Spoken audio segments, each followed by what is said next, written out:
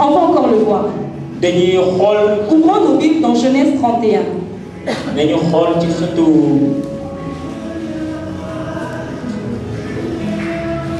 Genèse 31. Je vais lire pour nous le verset 42. Jacob dit, il parle à Laban quand il est en train de s'enfuir de chez Laban. Il dit, si le Dieu de mon père, le Dieu d'Abraham, la terreur d'Isaac n'avait pas été pour moi, tu m'aurais maintenant laissé partir les mains vides. Encore une fois, Jacob est conscient que Dieu, le Dieu avec qui il marche, c'est le Dieu de son père.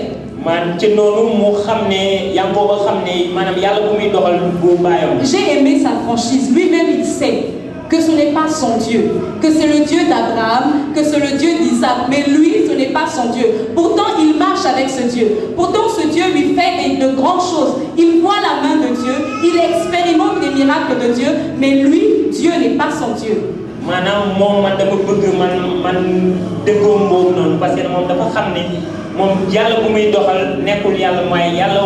En fait, Jacob a bénéficié de l'alliance qu'avait Abraham, de l'alliance qu'avait Isaac.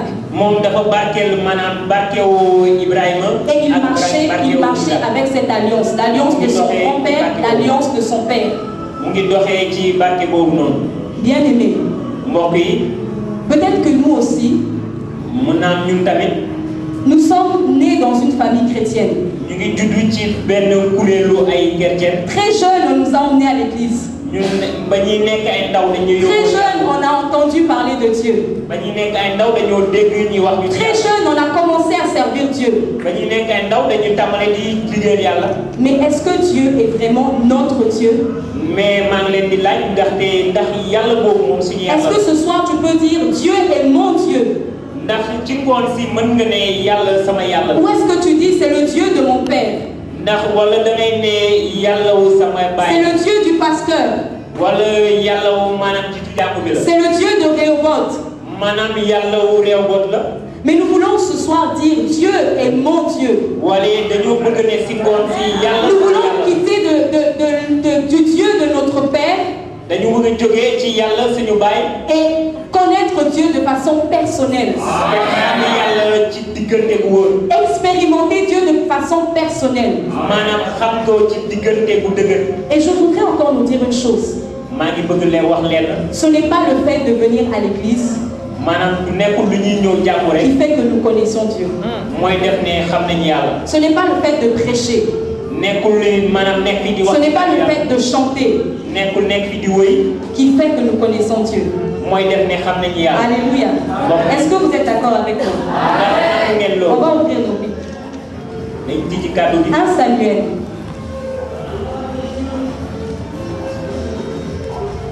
1 Samuel chapitre 3. Je vais encore lire pour nous à partir du verset 1. La Bible nous dit ceci, 1 Samuel chapitre 3, à partir du verset 1. Le jeune Samuel était au service de l'Éternel auprès d'Élie.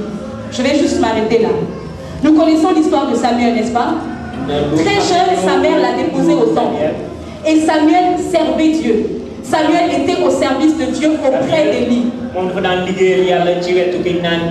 Samuel était comme toi et moi.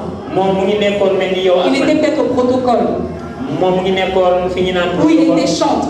Où il était à l'évangélisation. En tout cas, la Bible nous dit qu'il était au service de Dieu. On va lire le verset 7.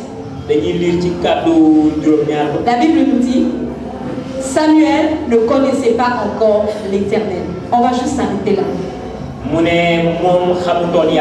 Le verset 1 commence par nous dire Samuel était au service de Dieu.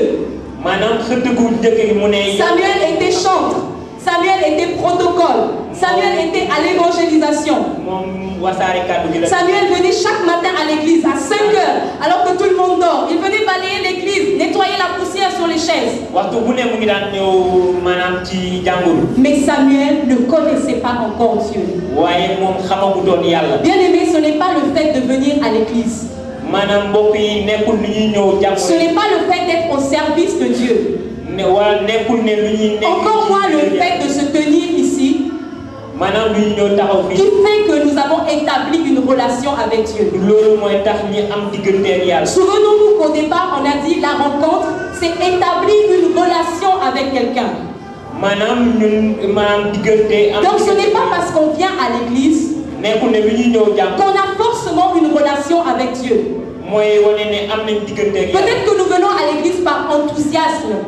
Parce que nous avons grandi dans cette atmosphère. Parce que depuis qu'on est petit, c'est ce qu'on connaît. Nos parents nous ont dit qu'aller à l'église c'est bon. Donc on va à l'église.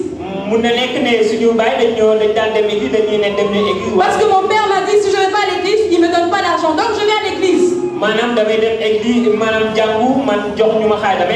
Parce qu'on nous a prêché, il faut être dans les départements. Alors j'aime chanter, je vais chez les chantres, je sers. Mais cela ne veut pas dire que nous avons rencontré Dieu, que nous avons une relation avec Dieu. Alléluia. Est-ce que je me fais comprendre? Est-ce que ça passe? Gloire à Jésus. Si ça passe, nous allons acclamer le Seigneur.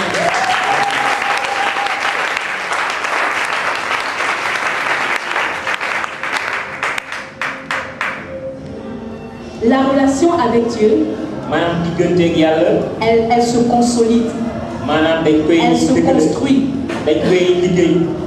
Et le verset 25 du chapitre 32 de Genèse, on repart dans Genèse, on repart à l'histoire de Jacob. La Bible nous dit Jacob resta seul. Et je pense que c'est là le point de départ. Le point de départ de notre relation avec Dieu. Ce n'est pas dans la foule, ce n'est pas dans la masse. Mais c'est dans les moments seuls avec Dieu. Les moments d'intimité avec Dieu. Les moments où on est juste lui et nous, face à face, en train de discuter, en train d'échanger, en train de nous connaître. C'est là le point de départ de la relation avec Dieu. Avons-nous des moments seuls avec Dieu? Bien-aimés, avons-nous des moments seuls avec Dieu? Jacob n'a pas été visité alors qu'il était avec toute sa famille. Mais c'est quand il est resté seul que la Bible dit que l'homme est venu. Dieu est venu vers lui. Bien-aimés, nous avons besoin des temps d'intimité. Nous avons besoin des temps seuls avec Dieu. Seuls dans la prière. Seul dans la méditation de sa parole. Seul dans les jeûnes.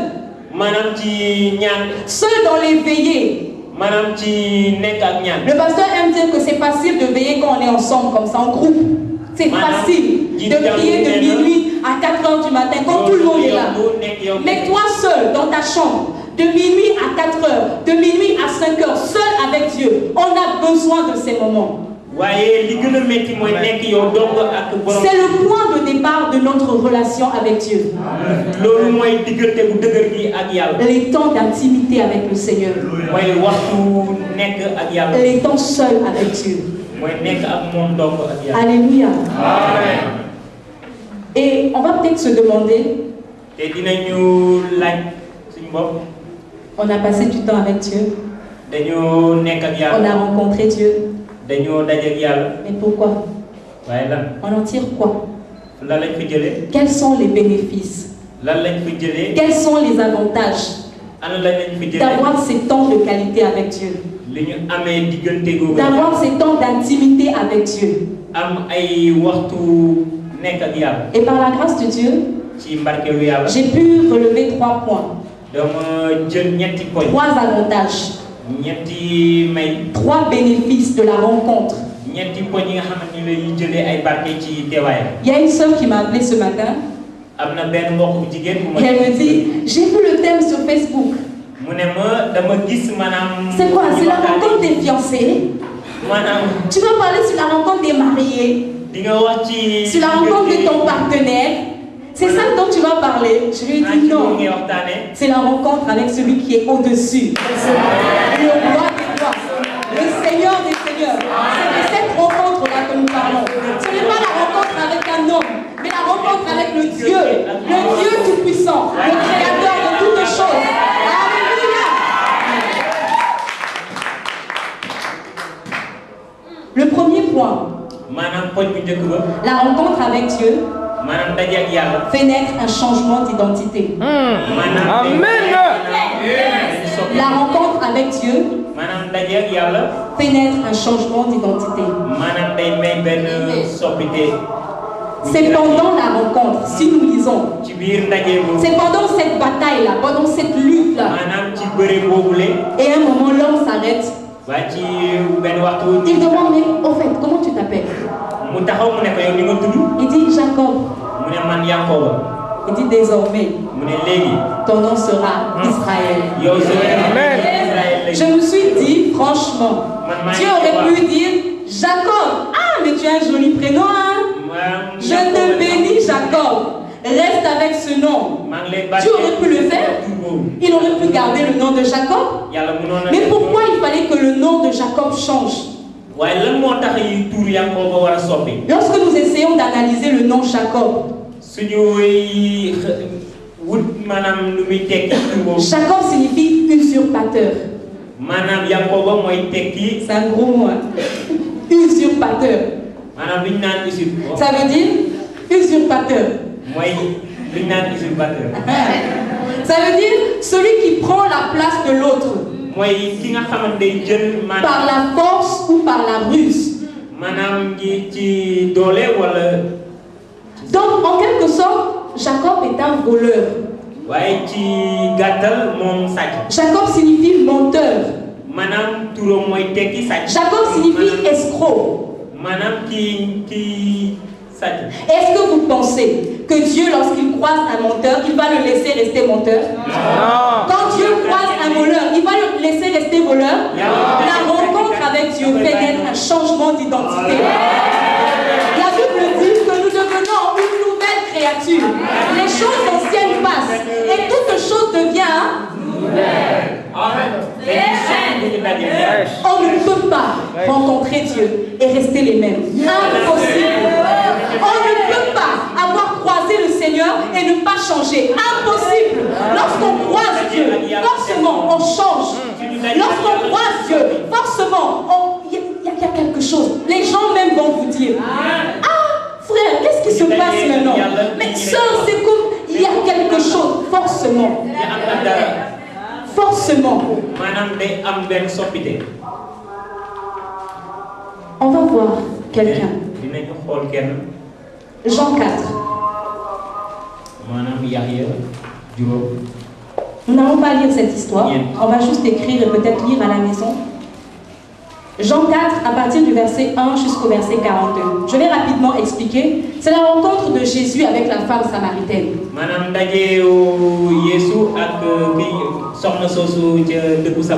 Et lorsque Jésus croise cette femme, Jésus lui dit, tu as eu 5 maris, et celui avec lequel tu es n'est pas ton mari. En tout, ça fait 6. Elle a eu 6 maris. 6. Une femme de mauvaise vie. Une prostituée à la limite. Voilà cette femme qui va au puits. Elle va seule, hein, parce que les femmes de la ville ne voulaient vraiment pas traîner avec elle. Une femme de mauvaise réputation. Donc elle attend quand tout le monde est chez lui là-bas. Elle sort seule, elle va prendre l'eau. Mais ce jour-là, elle rencontre Jésus. Ce jour-là, elle rencontre celui qui change l'identité. Elle rencontre celui qui fait de nous de nouvelles personnes. Ils discutent. Ils échangent. Elle l'écoute. Seule, hein? Les temps d'intimité avec Dieu. Amen. Seule. Elle écoute. Elle analyse. Elle pose des questions. Elle dit non, c'est pas possible. Nous, on adore sur la montagne. Comment toi tu dis, comment, non, si c'est toi, alors donc donne-moi l'eau là, je vais. Elle discute. Elle apprend. Et à un moment, son identité change. La Bible dit, elle laisse sa cruche. L'objectif pour lequel elle était venue au puits, c'était de prendre l'eau, n'est-ce pas? Mais elle laisse sa cruche. Elle abandonne tout. Et elle retourne au village. La Bible nous dit que les gens de la ville, les gens de Samarie, ont cru à cause de ce que la femme, cette femme de mauvaise vie là, à cause de ce qu'elle a eu à dire, les gens ont cru. Le prostituée, elle a évangélisé sa vie. Dieu a changé son identité. Zachée. Zachée dans Luc 19, on peut le lire à la maison. Luc 19, 1 à 10. Zachée, un collecteur d'impôts. Zachée, un menteur. Zachée, un escroc. Zachée croise Jésus. Est-ce que c'est Jésus qui lui a dit, toi tu as volé 3, tu dois rendre 6. À tel, tu as escroqué ça, tu dois... Est-ce que c'est Jésus qui lui a dit ça? La rencontre change la mentalité de Zachée. Il comprend que ce qu'il faisait, ce n'était pas honnête. Ce qu'il faisait, ce n'était pas ça. Lorsqu'on rencontre Dieu, même notre façon de voir les choses, même notre façon de réfléchir change. Notre mentalité change. Nos projets même changent. Il y a des gens qui étaient venus ici avec le projet, je finis mes études, je continue. Ils sont arrivés à Dakar. Ils ont croisé Dieu. Dieu a changé leur projet. Il y en a qui sont maintenant missionnaires à Ziguinchor. Il y en a qui sont maintenant pasteurs à Dakar. Alors qu'ils étaient venus avec d'autres projets. Dieu a changé leur projet. La rencontre avec Dieu crée un changement. Un changement dans notre façon de voir les choses. Dans notre façon de réfléchir. Dans notre attitude, même dans notre accoutrement, la rencontre avec Dieu change. Bien aimé, quand on te regarde, si tu es toujours la même qui est, on peut se poser la question, est-ce que vraiment tu as rencontré Dieu? Alléluia. La rencontre fait naître un changement d'identité.